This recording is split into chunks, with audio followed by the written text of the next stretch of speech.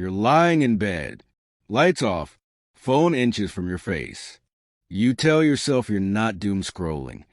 You're just checking your investment app. Real quick, no emotions. You open it, and there it is. Your first automatic investment went through. $100. Clean, on time, responsible. You don't feel rich, but you feel grown. You think, that's it. I'm finally investing. I'm doing what everyone says I should be doing. You picture future you. Calm, secure, slightly smug at Thanksgiving. And almost immediately, the system notices. Your app starts adjusting things. Want to invest more? Upgrade your portfolio? Try this new fund, it's trending. Your bank sends a cheerful email. Your credit card ups your limit. Your brain whispers, I'm an investor now. I get this. And that's the catch. Because the $100 a month isn't the problem. The mistake almost everyone makes happens right after they start. Hitting the number feels like a win, but the rules quietly change. And most people slowly lose without realizing it.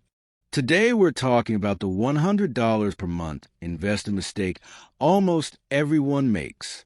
Actually, 2 traps. And yeah, you're probably in one of them. Here's the thing nobody likes to admit. Starting to invest is easy. Staying invested the right way is where people fall apart. Think of it like a roller coaster. The climb is scary because you're new. You're unsure. Every dollar feels risky. Then you reach the top. I'm investing now.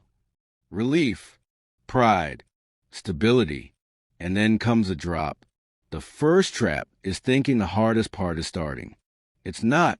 According to the Federal Reserve, nearly 60% of Americans can't cover a $1,000 emergency without borrowing. Yet millions are investing. That's not because people are dumb. It's because the system lets you invest before you're stable and quietly profits when you panic later. You're not broken if this sounds familiar. That's almost everyone. Most people treat investing like a finish line. But money doesn't care about ceremonies. It cares about structure. If your foundation is weak, even doing the right thing becomes fragile. If you're new here, my name is Anrez. I'm obsessed with how money actually works, not how it's marketed, not how gurus hype it, and definitely not how banks want you to feel about it. Quick disclaimer before we keep going. This is education and entertainment only. I'm not a financial advisor. This is not financial advice. Talk to a qualified professional before making big financial decisions. All right, let's talk about the 2 traps. There are 2 phases nobody warns you about. Phase 1, the grind. Phase 2, the justification. Phase 1 is uncomfortable. You're cutting spending.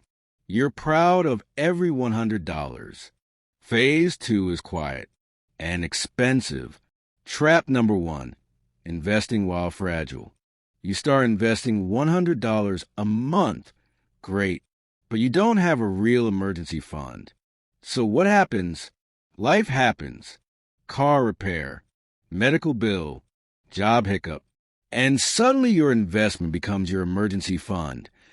Except now it's taxed, penalized, or sold at the worst possible time. That's not discipline failure. That's bad sequencing. The system doesn't stop you because it benefits when you sell. Trap number 2, confusing activity with progress. You're investing, but you're also checking the app constantly, tweaking, switching funds, chasing performance. It feels productive. It's not. This is where the apps get you. Bright charts, daily movement, top performers this week. They're not tools. They're slot machines with better branding. And once you feel smart for investing $100, every upgrade feels justified. I can handle risk now. I'm not like before. I deserve better returns. That's the rich tax no one calls a tax. Overconfidence. Let's make this boring. Because boring wins. Say you invest $100 a month starting at 25. At a modest 7% return by 65, that's about $240,000. Now here's the problem. Vanguard found that the average investor underperforms the market by 1 to 2% per year, not because of bad funds, but bad behavior. Checking too often, buying high, selling low, panicking. That tiny gap can cost you tens of thousands of dollars over time. And delaying investing because you're not ready yet. Waiting just 5 years can cost over $60,000 in lost growth. Time is ruthless, but only if you misuse it. Let me tell you about Alex and Jordan. Same age, same income. Both start investing $100 a month. Alex feels proud and upgrades life. No emergency fund. Checks the app daily. Switches funds when headlines get scary. One bad year later, Alex cashes out. Just for now. Jordan is boring. Jordan builds a small emergency fund first. Automates the $100. Deletes the app from their phone. 5 years later, Alex feels unlucky. Jordan feels calm.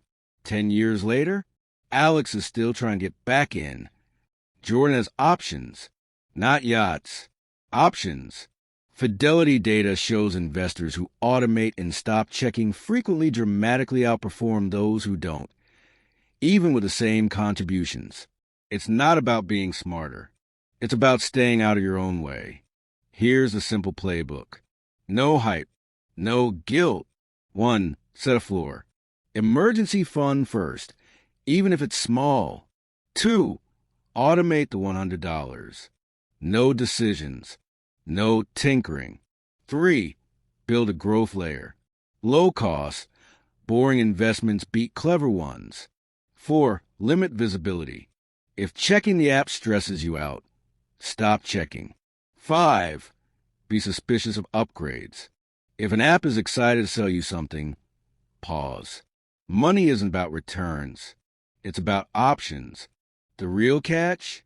Most people celebrate starting, but never protect the structure that lets it grow. Protect your first $100 a month like it's the floor, not the finish line. Because once you understand that, see you next time.